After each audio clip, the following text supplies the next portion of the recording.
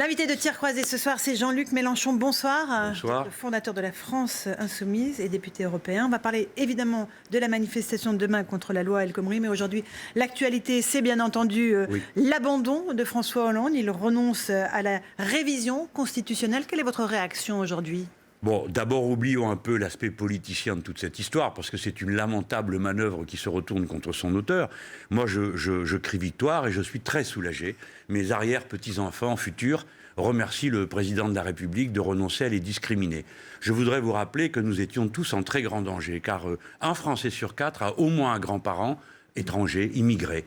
Et donc, c'était sur plusieurs générations la menace d'être à tout bout de champ montré du doigt ou traité différemment des autres Français. Un Français, une Française dorénavant, et Français et Française pour toujours. Est-ce que c'est aussi la déchéance de la parole politique ?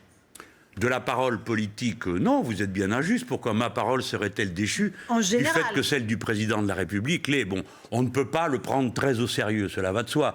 Car comment imaginer que cet homme qui a inventé une réforme constitutionnelle qui était un viol de tout ce à quoi nous croyons dans ce pays depuis 2 siècles, dans le camp républicain, pouvait avoir pris une initiative pareille sans y avoir réfléchi. Il n'y avait pas réfléchi.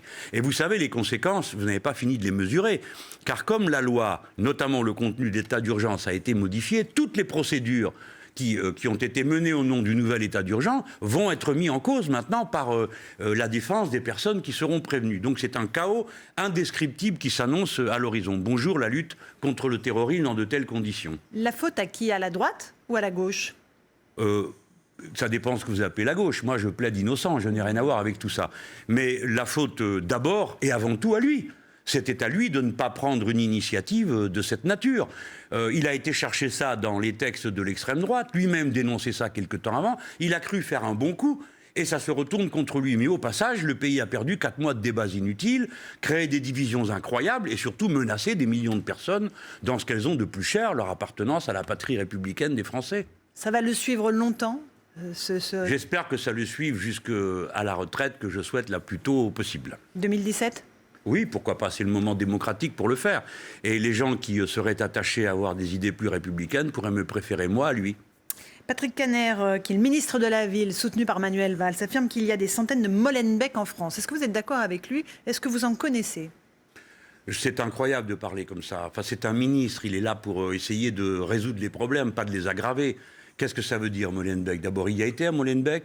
À Molenbeek, il n'en retient que les images qu'une certaine propagande veut donner. À Molenbeek, il n'y aurait donc que des fanatiques religieux. Enfin, tout ça est absurde. Ensuite, en France, bien sûr qu'il y a des endroits où s'accumule la pauvreté, la misère. Bien sûr qu'il y a des communautarismes. Madame Ferrari, vous m'entendez bien ? J'ai dit des communautarismes. Pas un communautarisme. Mais non, il n'y en a pas qu'un. Il y a des communautarismes. Il y a des endroits où vous voyez en effet des gens voler des pieds à la tête et c'est un peu étrange et assez insupportable, il faut bien le dire. Mais Condamnable ou pas ?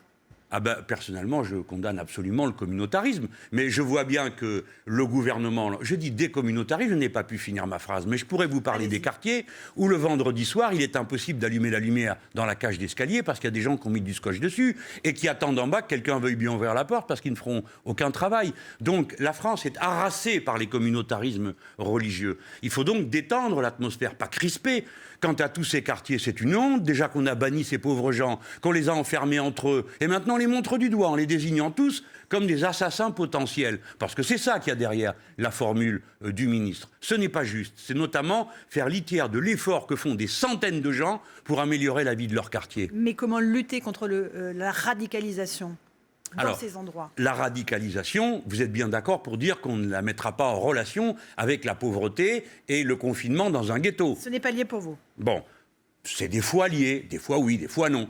Mais comment lutter contre la radicalisation ? Eh bien déjà, en garantissant la laïcité absolue de l'État et en éradiquant les germes de radicalisation là où ils sont. Car je vous demande de bien comprendre que la radicalisation ne tombe pas du ciel. Elle est le résultat d'une action concertée de groupes qui saisissent les êtres les plus faibles psychologiquement pour les orienter vers des actions radicales. Donc il y a moyen de combattre ça, mais pas en écoutant tout le quartier, comme on est en train de le faire dans tous les quartiers de France, mais en traitant le problème humain, par l'infiltration, par le dialogue, par les cellules anti-radicalisation, qui obtiennent de très beaux résultats. Et est-ce que les maires sont aussi coupables d'avoir, avec une forme de clientélisme, encouragé ce communautarisme ? Alors, il y a des fois où oui, mais je ne veux pas lancer d'accusations comme ça dans le vide.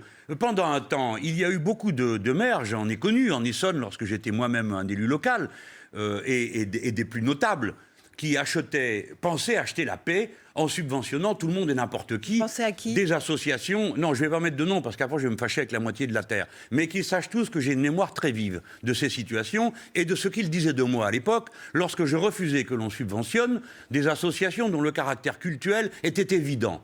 Eh bien, ils estimaient qu'après tout, occuper les gens de cette manière-là ou d'une autre, pourquoi pas. Maintenant, je pense que tout le monde comprend que la laïcité est un moyen de vivre ensemble, pas un supplément d'âme, ni une manière d'amuser la galerie.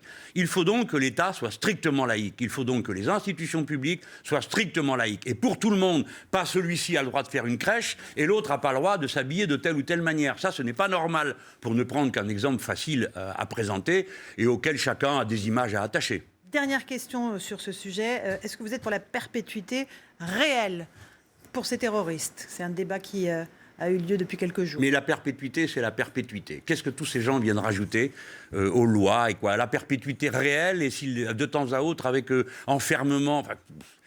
Arrêtez de lancer comme ça des idées qui n'ont pas de sens, dont on s'aperçoit ensuite qu'elles ne sont pas praticables. La perpétuité, c'est la perpétuité. Ensuite, il y a un régime qui est géré par les juges des libertés, pas au hasard et pas en jouant au dé, par des gens responsables qui, dans la limite des moyens humains, de toute personne humaine, tâchent de prendre la bonne décision. Et dont les gens à prendre des bonnes décisions, plutôt que de dire aboyer à leur porte tous les 5 minutes, ce qui ne fait que créer du désordre. François Hollande retire sa réforme de la Constitution. Doit-il retirer la loi travail ? C'est ce que demande M. Mailly ce soir. Mais bien sûr, demain matin... demain, nous serons en manifestation dans tout le pays. J'espère que mes compatriotes vont mettre vraiment le paquet. Je demande qu'ils comprennent bien de quoi il s'agit. Autrefois, la loi décidait et on ne pouvait dans une entreprise qu'améliorer la loi. Dorénavant, dans chaque entreprise et quasiment sans moyen de réplique, eh bien, il y aura une loi particulière. C'est comme si chacun d'entre nous inventait un code de la route pour sa propre rue. Et ensuite, on s'étonnerait qu'il y a des accidents. On prétend faciliter l'embauche en facilitant le licenciement. En gros, on pense encourager au mariage en facilitant le divorce.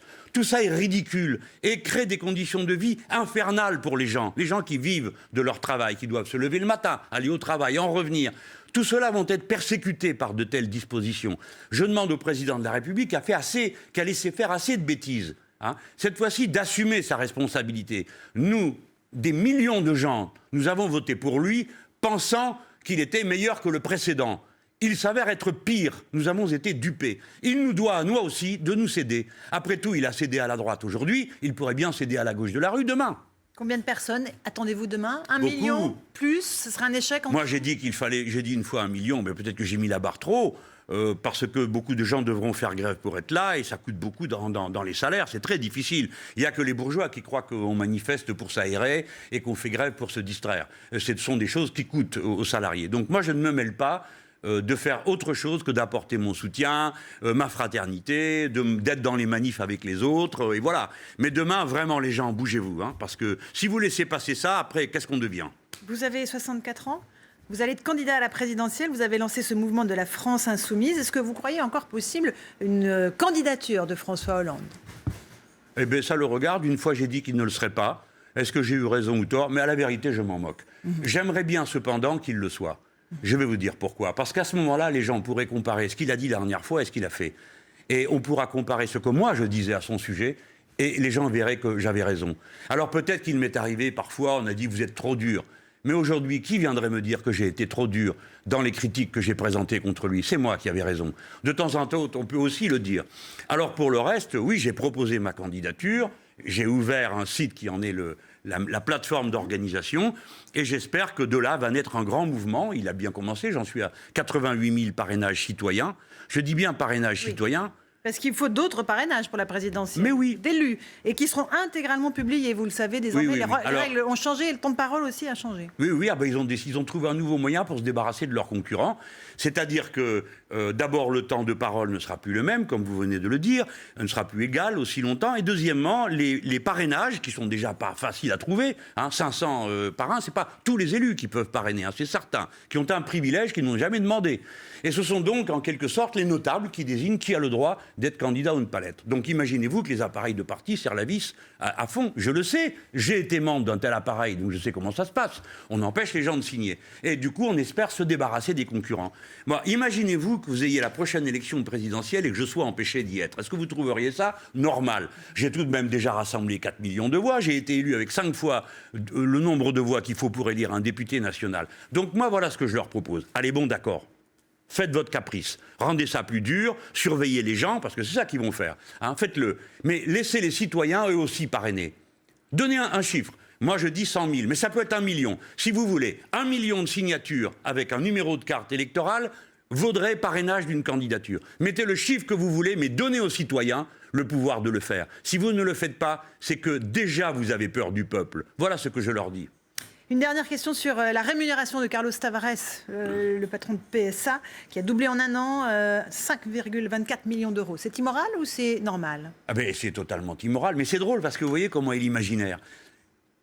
Dès quand vous dites un salaire minimum un peu élevé pour un travailleur, tout le monde dit « Ah, ça va tuer l'économie ».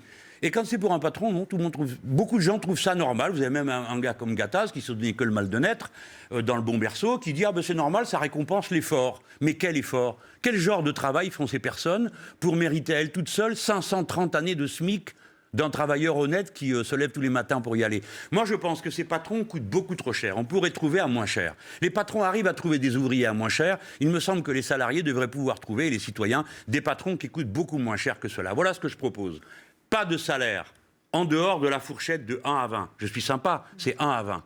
La demande des syndicats européens, c'est de 1 à 10. Et dans l'économie sociale et solidaire, vous savez, ça existe dans ce pays. Et la dernière fois que les patrons ont voté, ils ont donné 19% des voix à ces gens-là, qui n'ont aucun pouvoir aujourd'hui. Il n'y a que le MEDEF qui a droit à tout. Eh bien, on propose dans l'économie sociale et solidaire pas de marge plus grande que de 1 à 7. Voilà les gens ce que je vous propose. Ce n'est pas une mesure bolchevique et échevelée.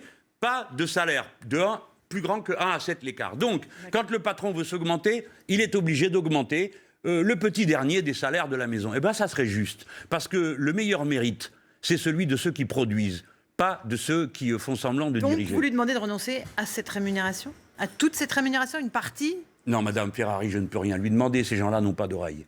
Ils n'écoutent personne. Leur organe principal est leur portefeuille. Et le reste, ils ne l'écoutent pas. Vous pensez bien, ils doivent considérer que... je ne sais même pas si j'existe, parce qu'eux, ils sont dans un monde qui est un monde absolument hors de toute raison naturelle. Ils ne savent d'ailleurs même pas que vous existez vous-même. Ils y perdent. Merci beaucoup, Jean-Luc Mélenchon.